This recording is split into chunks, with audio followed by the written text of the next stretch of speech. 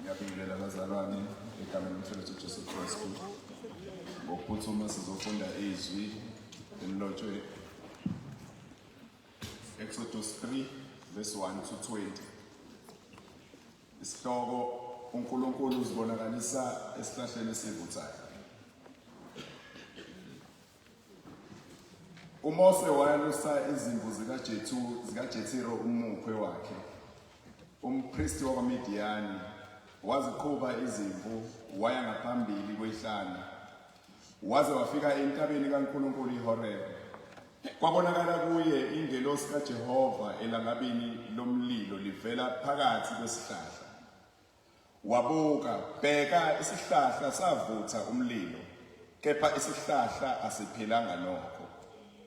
Wayesethi uMose, mangiphambuke ngiye ngibone lesi sibonakaliso esikhulu ukuba isihlahla asishi ngani. uNkulunkulu esebona ukuthi uyaphambuka ukuyobuka, uNkulunkulu wambiza ephakathi kwesihlahla wathi, Mose, Mose. Wathi, ngilapha. Wayesethi, ungasondeli lapha, khumula izicathulo zakho ezinyaweni zakho, ngokuba indawo omi kuyo ingumhlabathi ongcwele. Wathi, nginguNkulunkulu kayihlo, uNkulunkulu kaAbrahamu, noNkulunkulu kaIsaka, noNkulunkulu kaJakobe. uMose wasitha ubuso bakhe ngokuba wesaba ukumbheka uNkulunkulu. Wayesethi uJehova, ngibonile nokubona ukuhlupheka kwabantu bami abaseGibhithe. Ngizwile ukukhala kwabo ngenxa yabacindezeli babo, ngokuba ngiyazazi izinsizi zabo. Ngehle ukuba ngibophule esandleni sabaseGibhithe, ngibakhuphule kulelozwe, ngibayise ezweni elihle elibanzi, izwe elichichima ubisi nezinyosi, indawo yamaKhanani namaHeti neyama-Amori neyama-Herizi neyamaHivi neyamaJebusi. Bheka manje ukukhala kwabantwana bakwa-Israyeli sekufikile kimi, futhi ngibonile ukucindezela abaseGibhithe ababacindezela ngakho. Ngakho hamba, ngiyakuthuma kuFaro ukuba ukhiphe eGibhithe abantu bami, abantwana bakwa-Israyeli. uMose wayesethi kuNkulunkulu, ngingubani mina ukuba ngiye kuFaro ngikhiphe eGibhithe abantwana bakwa-Israyeli na? Wathi, ngiza kuba nawe ngempela. Lokhu kuyakuba luphawu kuwe ukuba ngikuthumile. Nxa ukhiphile isizwe eGibhithe, niyakumkhonza uNkulunkulu kule ntaba. uMose wayesethi kuNkulunkulu, bheka lapho ngifika kubantwana bakwa-Israyeli, ngithi kubo, uNkulunkulu wawoyihlo ungithumile kini. Bese bethi kimi, ngubani igama lakhe? Ngizakuthini kubo na? uNkulunkulu wathi kuMose, nginguye enginguye. Wathi, uza kusho njalo kubantwana bakwa-Israyeli, uthi ungikhona ungithumile. uNkulunkulu wathi futhi kuMose, uza kusho njalo kubo abantwana bakwa-Israyeli, uthi, uJehova uNkulunkulu wawoyihlo, uNkulunkulu ka-Abrahamu, noNkulunkulu ka-Isaka, noNkulunkulu kaJakobe ungithumile kini.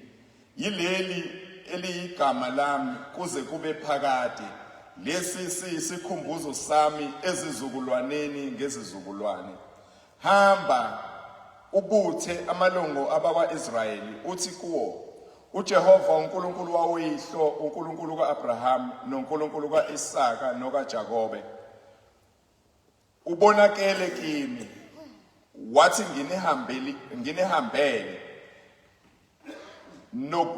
nginihambele nokunihambela. Ngibonile okwenziwa kini eGibhithe. Ngishilo ngathi ngiyakunikhuphula ekuhluphekeni kwaseGibhithe, nginise ezweni lamaKhanani, nelamaHeti, nelama-Amori, nelamaPherizi, nelamaHivi, nelamaJebusi, izwe elichichima ubisi nezinyosi. bayakulalela izwi lakho. Uyakufika wena kanye namalunga abakwa-Israyeli enkosini yaseGibhithe nithi kuyo, uJehova uNkulunkulu wamaHebheru uhlangene nathi. Ake sihambe manje ibanga lezinsuku ezintathu siye ehlane sihlabele uJehova wethu. Kepha ngiyazi mina ukuthi inkosi yaseGibhithe ayikuvuma ukuba nihambe, ngisho nangesandla esinamandla. Kodwa ngiyakwelula isandla sami, ngilishaye iGibhithe ngezimangaliso engiyakuzenza phakathi kwalo, andukuba iniyeke. Inkosi kusifunda kwezilayo. Emagameni amathathu kwelikaYise lendodana nelikaMoya oNgcwele. Baba uNkulunkulu wethu, O Lord our Father, nali izwi lakho Moya oNgcwele Nkosi. Selubile Moya oNgcwele Nkosi. Izwi lakho linamandla, izwi lakho elibuyisa ithemba kwabalahlekileyo, izwi lakho elingamadoda elisiqondisa endleleni. Moya oNgcwele Nkosi, simema wena namuhla ekuseni Moya oNgcwele Nkosi, ukuze izwi lakho lingaweli phansi emhlabathini owomileyo Moya oNgcwele Nkosi. Prepare our hearts Moya oNgcwele Nkosi, so that we may receive your word Moya oNgcwele. Mangabi khona nokugodwa okuzosivimba Moya oNgcwele ukuba sizwe izwi lakho Moya oNgcwele Nkosi. Sisuke emakhaya Moya oNgcwele Nkosi ngoba somela izwi lakho Moya oNgcwele Nkosi. Sihleli ke lapha Moya oNgcwele Nkosi sithi ngezwi lakho Moya oNgcwele usilaphe Moya oNgcwele Nkosi, usiqondise indlela Moya oNgcwele. Guide us, O Lord Nkosi, ngoba wena icampus enye ayikhenye ngaphandle kwelakho Moya oNgcwele, igama Moya oNgcwele. Wena Baba uthi konke sikucelayo kuwe ngegama lakho wena uyakusenzela kona Moya oNgcwele. Oh, siyakuthanda Jehova Nkosi ngoba wasithanda kuqala Moya oNgcwele. Hlala nathi kule ndawo Moya oNgcwele Nkosi ukuze silalele izwi lakho Moya oNgcwele. Sisilalele Moya oNgcwele Nkosi, lingene enhlizweni Jehova, phinde silenze Moya oNgcwele Nkosi ukuze masiphuma kule ndawo Baba singafani njengoba singenile Moya oNgcwele Nkosi. Sifike emakhaya Moya oNgcwele Nkosi sahlukile Jehova Nkulunkulu ngoba sesizwe izwi lakho Moya oNgcwele Nkosi. Masingafani nabangalizwanga Baba, masingabi nezindlebe ezivalekile Moya oNgcwele. Wena uma ukhuluma nathi Moya oNgcwele, lithi izwi lasebusuku Moya oNgcwele Nkosi ukuthi wena Jehova uyakhala Moya oNgcwele ngoba sikuhlubukile Moya oNgcwele Nkosi. Sicela ukubuyela kuwe Baba Nkosi, sibuyise ngezwi lakho Moya oNgcwele Nkosi. Jehova Nkosi, sasikude wena Moya oNgcwele, wasenza baseseduzane Moya oNgcwele. Hlala nathi Nkosi kule ndawo Jehova Nkosi, konke lokhu sicela amagama amathathu kwelikaYise lendodana kaMoya oNgcwele. Amen. Sisenkonzweni yemthwalo bazalwane, sisenkonzweni yemkhuleko. Sifundile bazalwane, imithwalo yenu ifundwe yithi kodwa ilalelwe uNkulunkulu esemazulwini. Kuningi enikubhalile bazalwane, ngoba I believe ukuthi ngeke usithathe isikhathi sakho sokubhala into and you put it eboxini unless kuyinto ebaluleke ngempela kuwe and it is weighing heavily in your hearts. Ngicela bazalwane, uma singena kule nkonzo sivule inhliziyo zethu, sikususe konke esisuke nakho emakhaya nemithwalo yethu.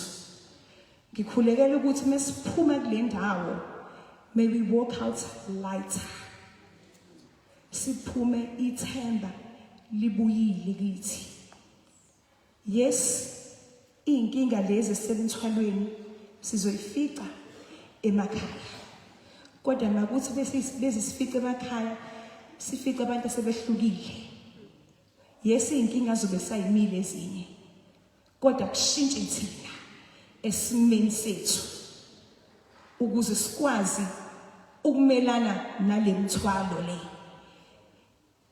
Lithi izwi masiye kubantu, can le nkonzo be a revival and an encounter noNkulunkulu ukuze ukuthi besiphindele emuva siya kubantu nathi we are strengthened, we are renewed, we have restarted. Ukubona bo iTV besibheda uthi restart iphinde iqale phansi. Makube yithi ke labo. May we restart. Siqale kabusha noNkulunkulu sikhohle konke osekwenzekile. Njengoba umama Magwaza ezosukuma azosipha izwi must restart.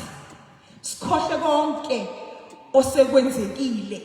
Kuba ngathi we are starting on a blank slate. Kuba ngathi uNkulunkulu siyaqala ukumuzwa namhlanje. Singabi nalutho soyireference empilweni zethu sithi uNkulunkulu ngakhala kuwe wena wangenzela sengikhala u4 years nenkinga eyodwa kodwa wena uNkulunkulu awungiphendulanga. May we restart right now. Umama Gwaza uthi iculo lakhe azosukuma ngalo unumber 55 wathi uXoli wasemsunduzi ucela mqalele. Amen. 55.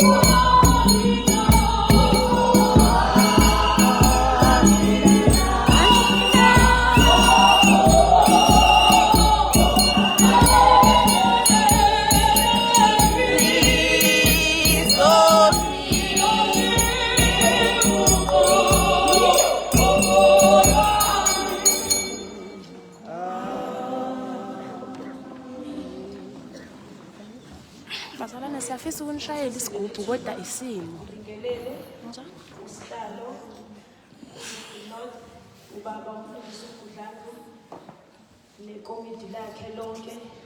Ngibingelele abefundisi bonke abakhona phakathi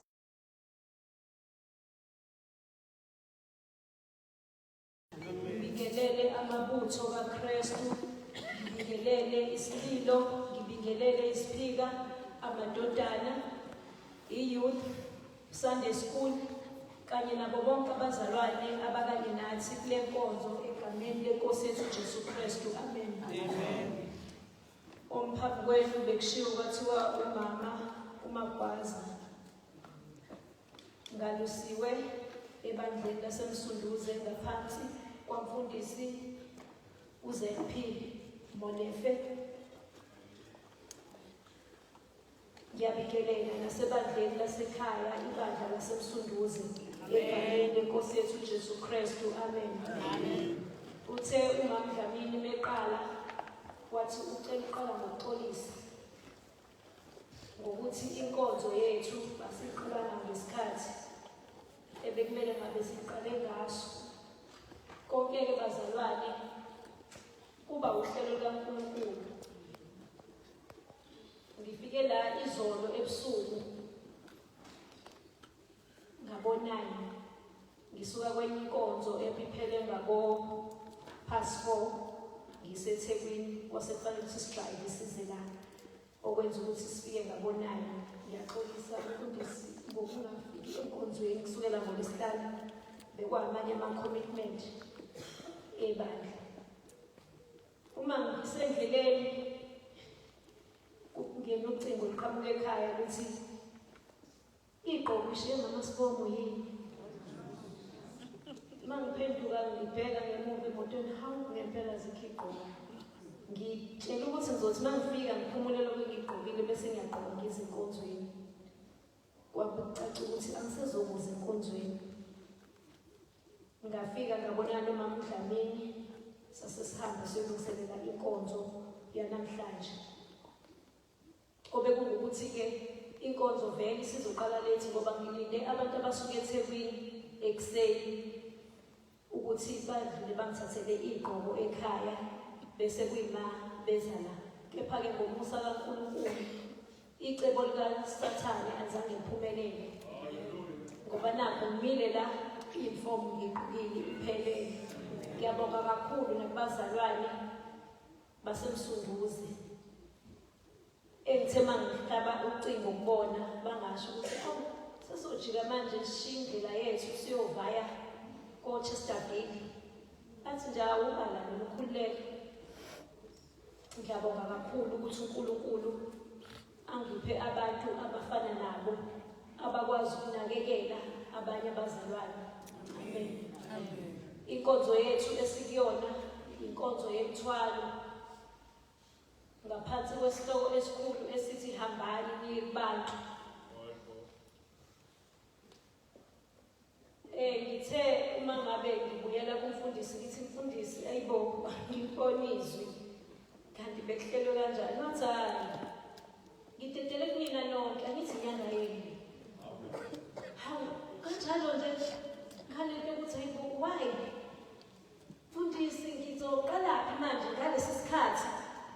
Kodwa uNkulunkulu watshala izwi enhlizweni yami ukuthi yebo kona kuthiwa inyanga yabantu besifazane obekungukuthi ake ngidlalele ngala emazwini abantu besifazane bakhona oRuth bakhona uEsteri nabanye nabanye. Ngiwafundile nawo kodwa inhliziyo yami yabuya yazongikhomba la ku-Exodus 3 la ekhuluma khona ngoMose. uMose siyazi sonke ukuthi uzalwe emzaleni okudingeka ukuthi ayofihlwa emfuleni ngesikhathi kubulawa abafana. Unina wazama kakhulu okusemandleni akhe ukuthi owakhe umntwana aphephe. Waze wanikela ngendodakazi yakhe ukuthi kube yiyona eyohlala ngasemfuleni igade umfowabo omncane ukuthi nje makukhona osondelayo aphuthuma azokutshela. uNkulunkulu uveza amazwi akhe esehleli emfuleni uMose uletha indodakazi kaFaro ukuthi ize emfuleni. Uma ibona lesi simanga emfuleni sokuqala ukubhasikidi uyamthatha. Udadewabo kaMose uyabona lokho, uyaphuthuma, uyabona, uyothi ngingalifunela ozoncelisela.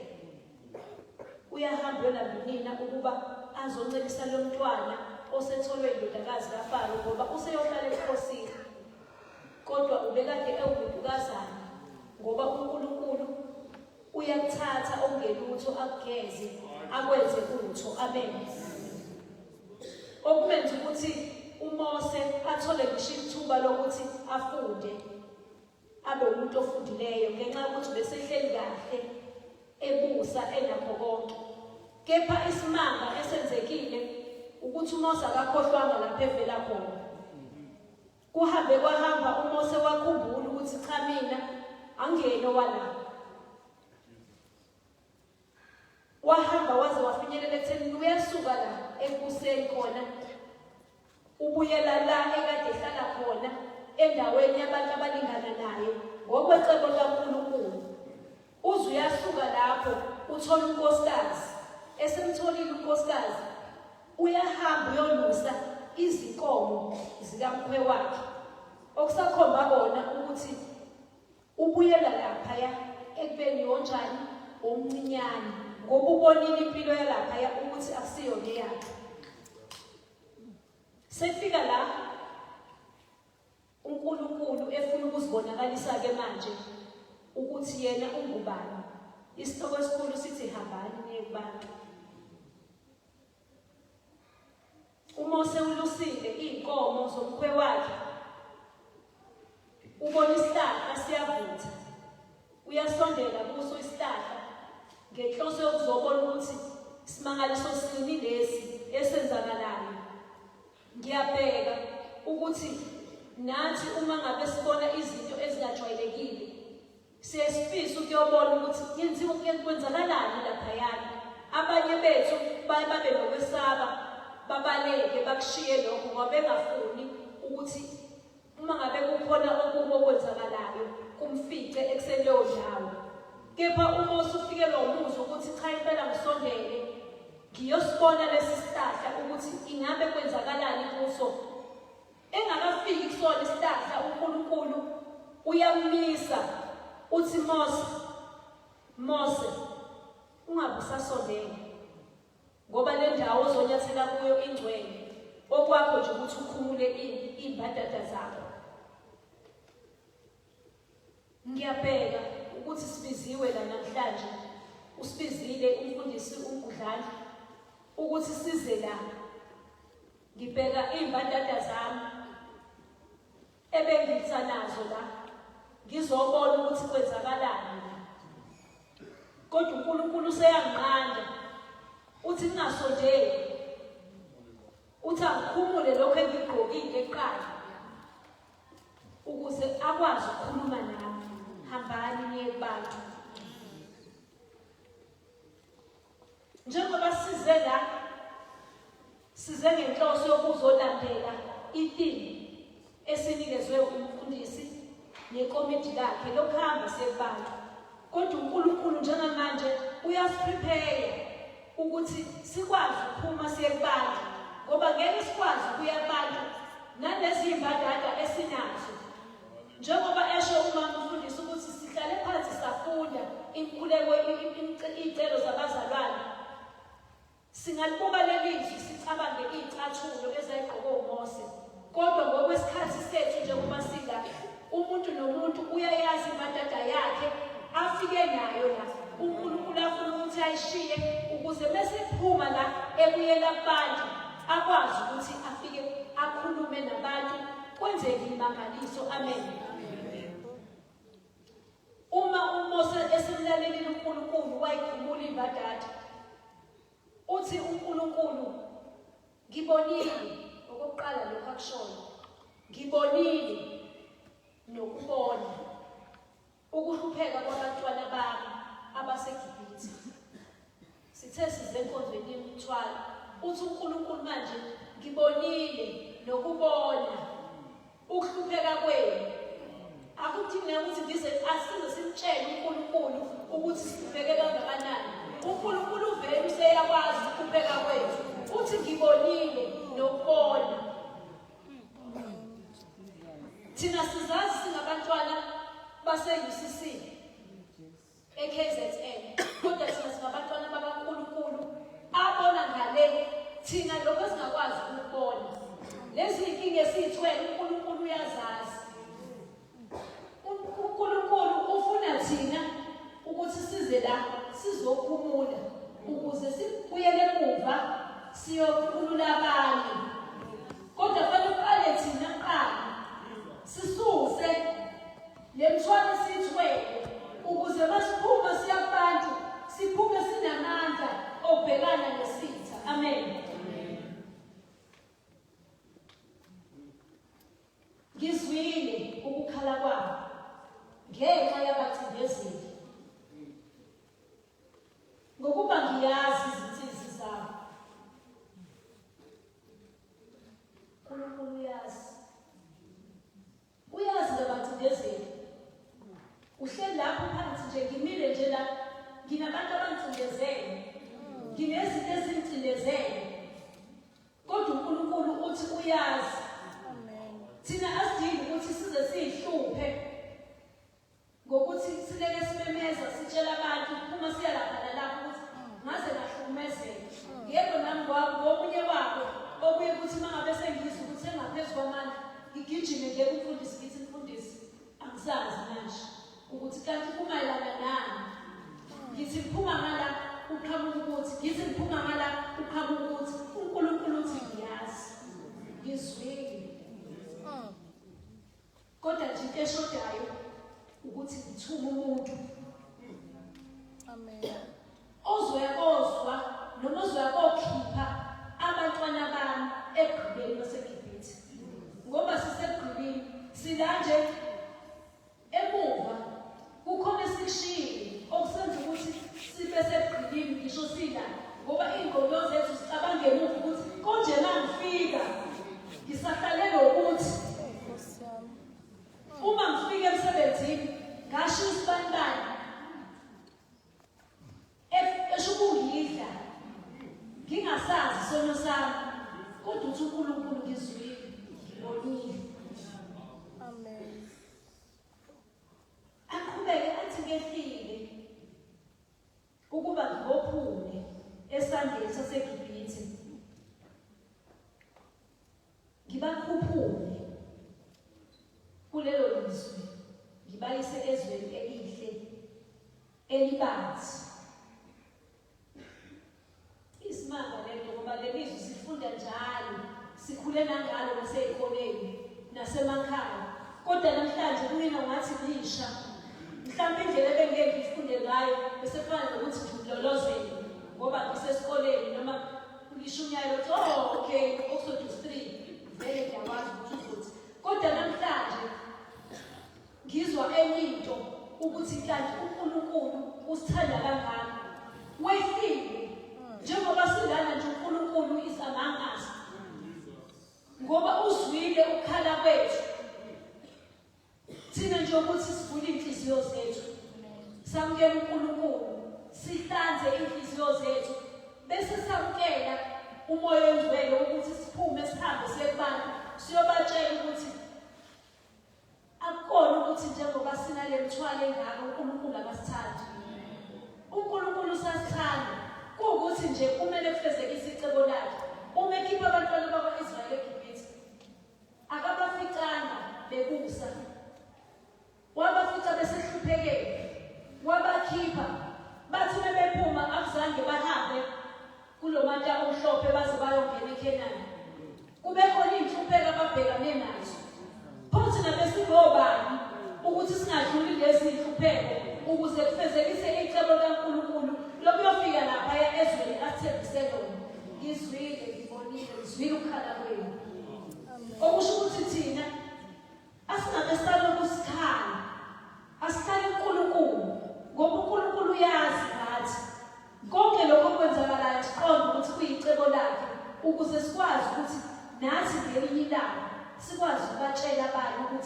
No, uNkulunkulu uyazi ngawe. Inkinga yakho uNkulunkulu uyayazi. Akudingi ukuthi uzitshele mina. Ngoba mina ngizoyithatha inkinga yakho ngihlekise nayo. uNkulunkulu uyazi. Wehlike namhlanje. Wehlele uzosikhulula esandleni saseGibhithe. Uma usuyabuza ukuthi uNkosi ufisa ukwenzeleni, bangaka abangabuza uNkulunkulu ukuthi Nkosi, njengoba abantwana bakho behlukumezeke kangaka, ufisa ngenzeni Nkosi ngabo? Noma sigijimela ukuthi sifake kuma-social media ukuthi nake sebenze ukuthi uNkulunkulu ufisa abantu abazobuza ukuthi Nkosi, ngigijime ngishonele ukuze abantwana bakho bakhululwe eqhilini abakhona. Uthi uNkulunkulu hamba, ngakho hamba ngiyakuthuma ufake ukuba ukhiphe eGibhithe abantwana bakho. uMose wayesethi uNkulunkulu, ngikubani mina ukuba ngiye kufake ngikhiphe eGibhithe abantwana bakwa-Israyeli na? Imibuzo esiyibuza yona leyo ukuthi uma ngabe ngibizwa ngicela kuthiwa ngize ngizokuba la, ngubani mina ukuthi ngingazoma phambi kwabazalwane abangaka ngizobatshela ngoNkulunkulu ukuthi uNkulunkulu wehlile namhlanje ukuzosikhulula thina? Ngenxa yokuthi ngiyazazi mina ukuthi amandla ami mancane kangakanani, noma ngiyazazi ukuthi nginovalo kangakanani lokuma phambi kwabantu, kepha namhlanje uNkulunkulu uthi ngehlile ukuzokwaphula. Okusho ukuthi njengoba ngimile la, njengoba uhleli lapho, ukhululekile ngoba uNkulunkulu ukusalawudile, uyawazi amandla akho ukuthi ahamba afikephi. Wena kudinga ukuthi ube novalo lokuthi wena ubani ukuthi ungaze uhambe uthunywe ukuthi uhambe ukhulula abantwana bakwa-Israyeli emgqilini. Uthi uNkulunkulu ngizakuba nawe. Lokhu-ke kuba uphawu kuwe ukuthi ngikuthumile. Nxa ukhiphile isizwe eGibhithe ngiya kumkhonza uNkulunkulu kule ntaba.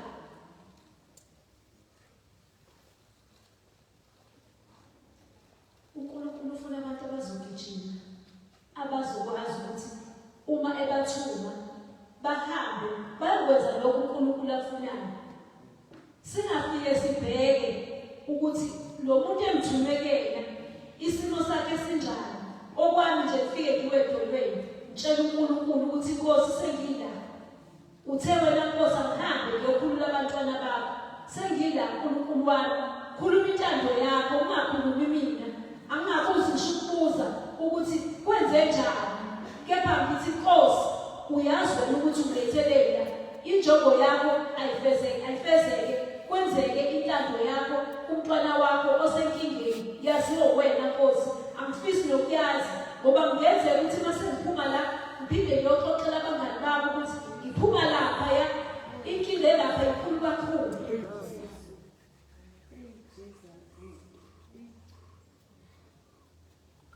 Uthi Nkosi, uma ngifika lapha ngiyofike ngithini mina?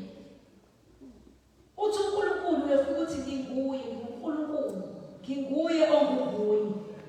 Ngifisa ukuthi sihambe nalawo magunya esiwanikezwe uNkulunkulu namhlanje ukuthi masiya kubantu njengoba isihloko sithi hambani niye kubantu. Uma ufika khona uthi ngize nonginguye uNkulunkulu wami owangikhipha nami ebhilini, nawe uNkulunkulu uzokhipha ngoba ungunguye ongunguye, unamandla onke. Mina nginawo amandla, kepha uNkulunkulu engihamba naye uyena onamandla ukuthi akwaphule ebhilini obhekene naye. Kodwa futhi uNkulunkulu akasho ukuthi kuzoba lula. Uyakuthuma nje wena uthi hamba, uyothi nje nginguye enginguye. Hamba naleyo mandate kaNkulunkulu ukuthi nginguye enginguye. Ngoba yena ufikile wakusiza wena, nawe hamba uyosiza lowa nalowa ngoba uNkulunkulu ukhona, unamandla, ubonile, uzwile ukukhala kwabantwana bakhe. Asingabe sabheke emuva ukuthi konje uma ngiphuma la ngizophuma ngibheke. Hamba ngalawo mandla uNkulunkulu akunikeze wona ukuthi nginguye enginguwe. Ngoba izwi laNkulunkulu alibuyi lambatha bazalwane. Alibuyele emuva lingawenzanga umsebenzi. Ngeke ubuyele emuva uNkulunkulu engayizuzanga inhliziyo yakho. Ngeke uNkulunkulu akubuyisele emuva usanalesa sisindo obunaso. Abanye bethu la kunezinto ezamatshe ehleli. Uthola ukuthi umuntu emndenini wakhe kunabantu angakwazi ukubakhulumisa. Azafunga wathi boze ngene egodini ngingakukhulumisi. Namhlanje yithuba lakho lokuthi unikeze uNkulunkulu ngoba uNkulunkulu wehlile ukuzokwaphula esandleni sabantu saseGibhithe. Ngoba uhleli lapho nje, uhleli eGibhithe, wena awukho aware ukuthi useGibhithe, uqhilazekile. Wena utshela ukuthi uqhilazeka kwabantwana bakwa-Israyeli kwawukuthi basetshenziswe kanzima, kanti nawe le mthwalo oyithwele iyona ekwenza ukuthi ube isiqhinga. Ngoba usuphila bona awusaphili ngokwezi kaNkulunkulu, usuze wakhohlwa na ukuthi uNkulunkulu unamandla, wakhohlwa na ukuthi kufanele uthandaze ubize uNkulunkulu ukuze akuthule umthwalo othwele. Ngifisa ukuthi bazalwane konke esidingayo kuNkulunkulu hambani ngebantu. Ukuhamba kwethu kudinga amandla, kudinga ukuthi siye kuNkulunkulu asibophe, asinikeze amandla, asinikeze ubuhlakani bokuyobhekana neziphi engaphandle. Ngiyabheka ukuthi uNkulunkulu uthatha abantu abancane kangakanani ukubasebenzisa nabadeleleke kangakanani.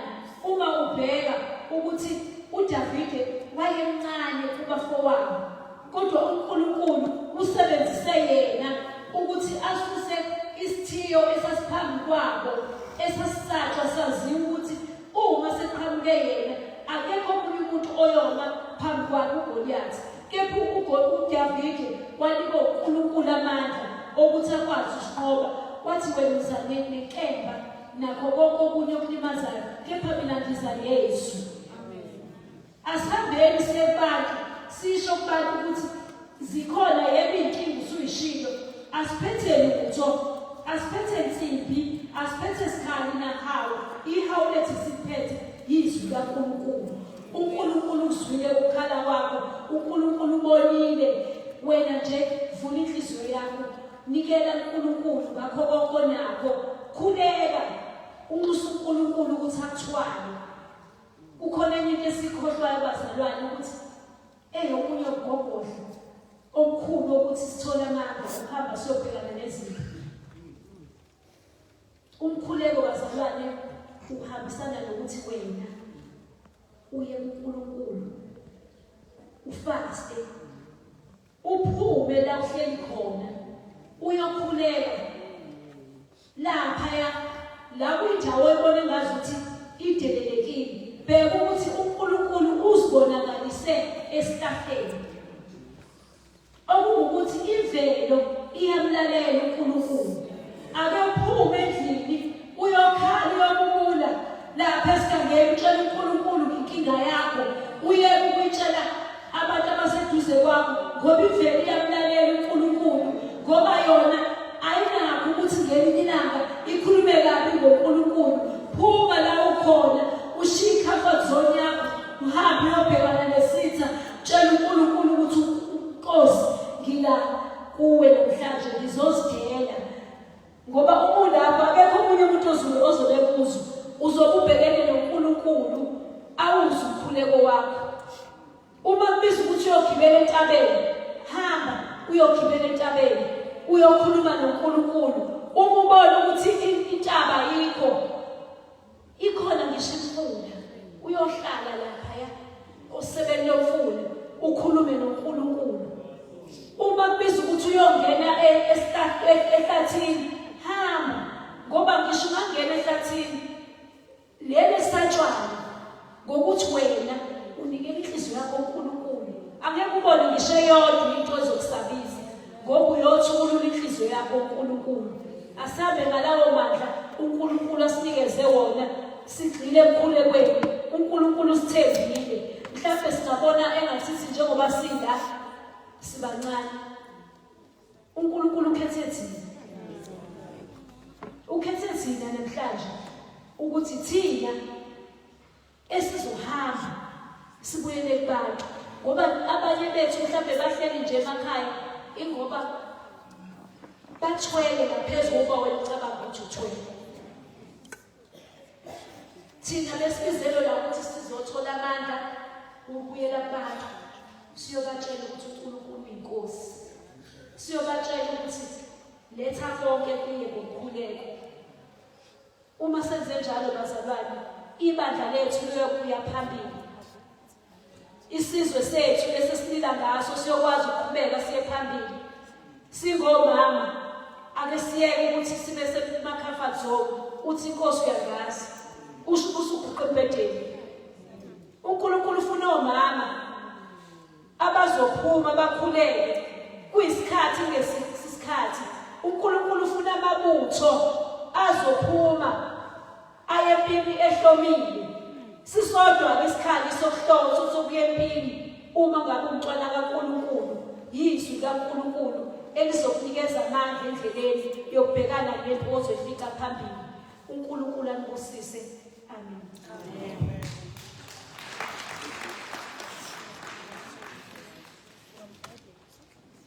Sizwile namakwazi. uNkulunkulu uyazi. uNkulunkulu uzwile. Bazalwane imithwalo yenu khathi siyifunda ngibalile embalwa semkhulekweni. Khulekela imindeni engazwani, imishado ebhidlilayo, finances, bantu bacwile ey'kweletini, omashonisa sebephatha amakhadi nama-ID abantu, iy'ngane zicwilile ey'dakamizweni nasetshwaleni, abantu balimele ey'nhliziyweni zabo ziphukile to the point of basakwazi nokuxola ngendlela abalimele ngayo. Cela i-godly protection.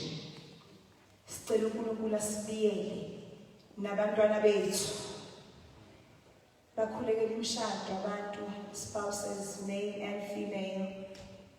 Basibona isikhathi siyahamba kodwa uNkulunkulu akabavezelanga ophathina babo.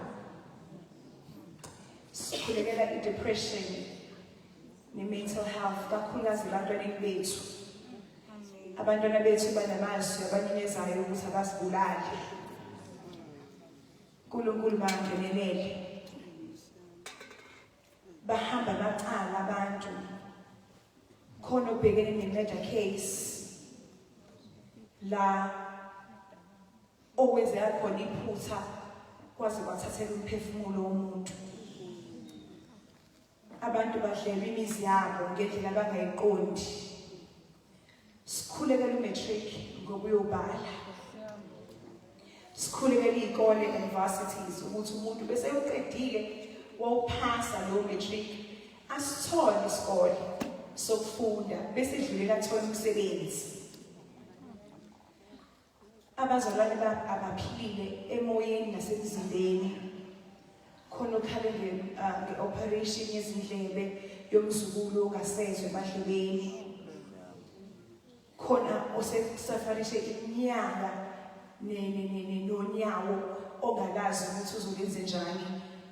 Nodokotela abasazi ukuthi benze njani. Sikhulekele i-gender identity. Sikhulekela i-gender identity. Abazali bakhulekela abantwana babo nge-gender identity. Okukhulu nakho konke sikhulekela i-spiritual growth. Amen. Sikhule ekumazini nakumthembeni uJehova. Simukele izimo njengoba zinjalo. The problem is ngesinye isikhathi thina we want to swim against the tide. Ulwandle liyale wena ufuna ukuza lapha. The time ufuna ukuphambana negagasi, you use more strength. Udinga amandla amaningi ukuze ukwazi ukuthi uyasuma futhi against the tide, towards the tide. Uyithola ukuthi awuyindawo, umile nje endaweni eyodwa, awunyakazi. Ingakho nesimo sakho usibona ukuthi asinyakazi ngoba wena you're swimming towards the tide. Kuyethiwe mephuzu usugwiliza uphenika wena yila wehla khona kakhulu. Make bathi relax, dedela umzimba ubelula ukuze ukwazi ukufloata. Uzoba kanjani umzimba ubalula? Ukuthemba izwi lokuthi uNkulunkulu uyazi. Kulesi sikhathi leli sibe ngibhekene naso, uNkulunkulu uyazi. Mina ngibhekane noNkulunkulu. uNkulunkulu angithwalele ngibe lula ukuze ngizokwazi ukufloata kulamanzi engibona. Amen. So I don't need amandla ami mina ukumelana nalesimo ngoba uNkulunkulu uyazi. Siyemkhulekweni bazalwane. Asikhulekele ukwamukela izimo njengoba zinjalo. Kinga yethu enkulu hlale sifuna ukumtshela uNkulunkulu ukuthi isimo sami kufanele sibe nje. Kanti uNkulunkulu uthe no, kufanele sibe nje. The day samukela ukuthi uNkulunkulu is in control of our lives nokuthi isimo sethu sinje. Yila siyojika khona isimo. Masithathe konke sikise kuNkulunkulu. Ngoba kuyapho ubuye ungasithwalela. The fact ukuthi sesikhuleke ngemithwalo eyodwa iminyaka means ukuthi sisasithwalele thina ngokwethu. Masithathe sise kuNkulunkulu ongumkani nomphelelisi wempilo zethu. Ngoba usehambile phambili uyayazi wena sazi ukuthi kusasa sokwenzekani. Kodwa uNkulunkulu usehambile uyazi.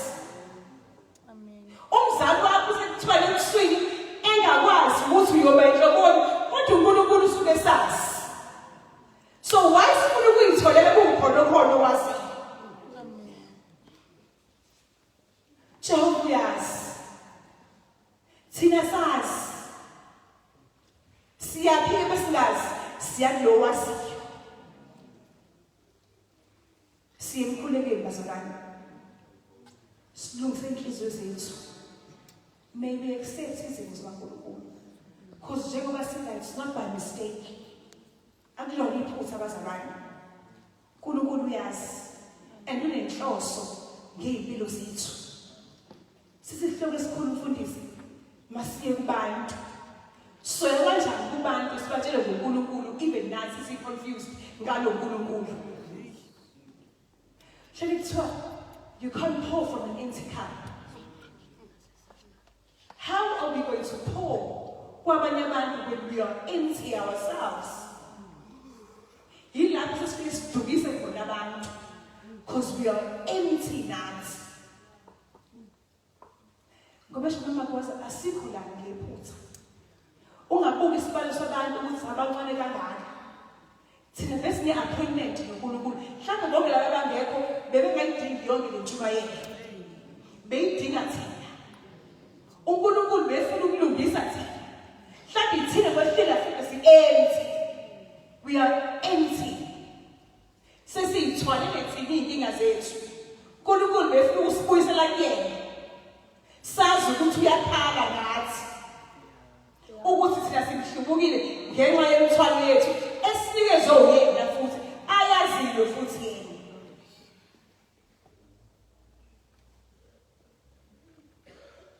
Sokhuleka.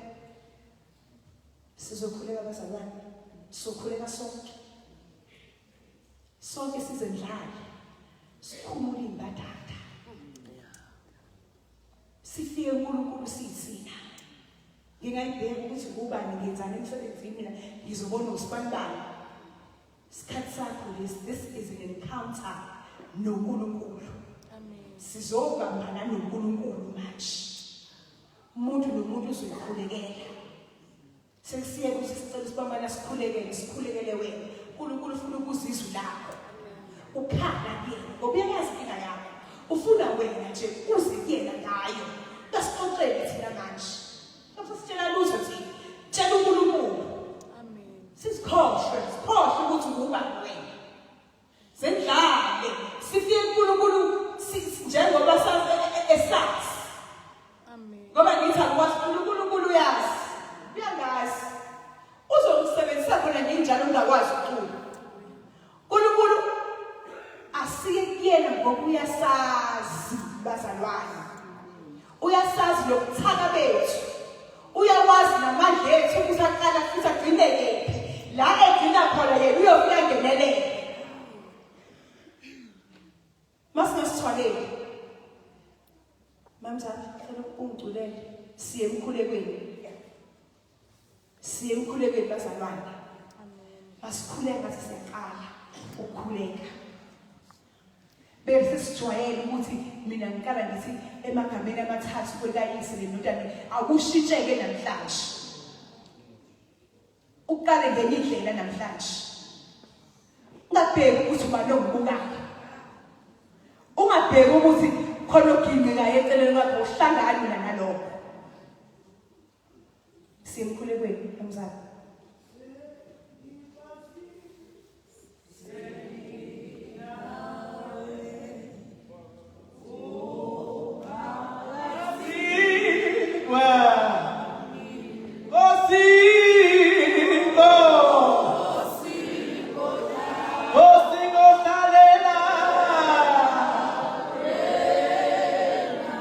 As it's almost happy.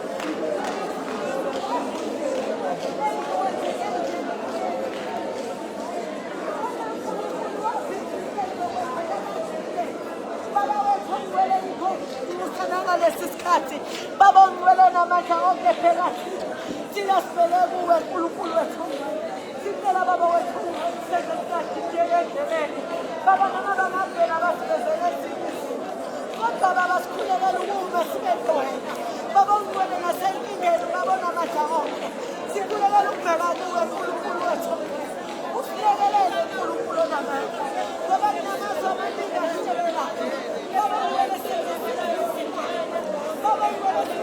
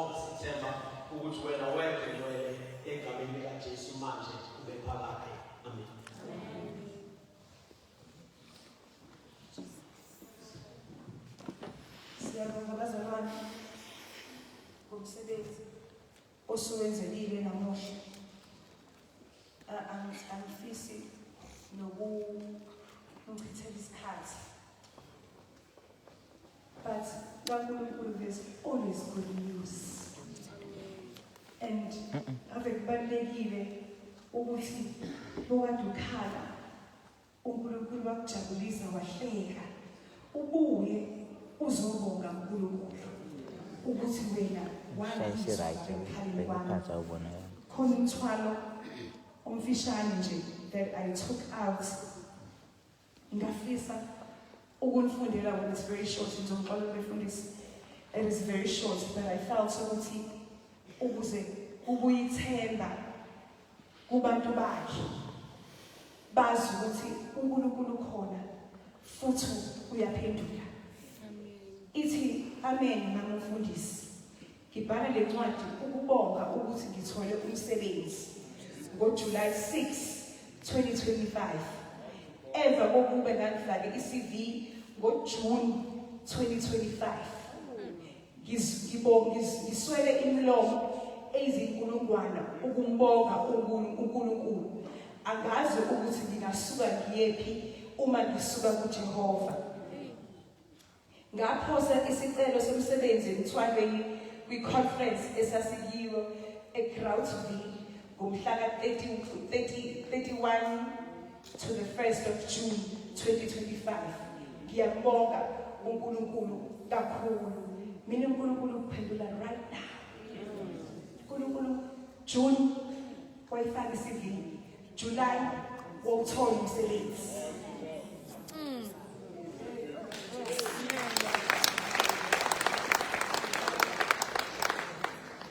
sizonikela bazalwane sekwenzweni umnikelo siyobonga ukuthi uNkulunkulu uzwile Amen. sizonikela for answered prayers sizonikelela nokuthi noma isimo sami singashintshanga namhlanje kodwa baba you've given me renewed strength ukuthi ngikwazi ukubhekana naso Amen. izwe sizonikela ngalo okwaba seKorinte lesibili chapter 9 verse 7 elifundeka kanjena lithi yilowo nalowo anikele njengalokho azikhethele kona enhlizweni yakhe kungabi ngokudabuka nangokucindezelwa ngokuba uNkulunkulu uyamthanda onikele thokoza uNkulunkulu uyamthanda onikele thokoza let us bring our offerings to the altar with grateful and cheerful hearts asingenzi ngoba kuthiwa senze nje kodwa senze ngoba yilokho okusenhlizweni yethu size uNkulunkulu senamile uNkulunkulu uyazesula inyembezi hlale size kuyele sizokhala sesikhalile manje sesiqedile sesiphindele emuva siNkulunkulu zwile futhi wena baba unazi sizonikela bazalwane hla ngiyabona ukungibuza uma ngifundisa kangasanithindi nje ngithanda kangaka lokucula awenze njalo hla sizonikela hla sizonikela ngalokho okusenhlizweni yethu uNkulunkulu uyibamba into yakho eyakho ngokusenhlizweni yethu manje inhliziyo ifihlekile nethi nayo umnikelo wakho uzowubamba ngesandla ukhulume phezu kwabo umnikelo wakho njengokukhuluma enhlizweni yakho thatha umnikelo wakho nawe ngoba yilo osenhlizweni yakho nawe nikela nalokho ngakho kusenhlizweni yakho hla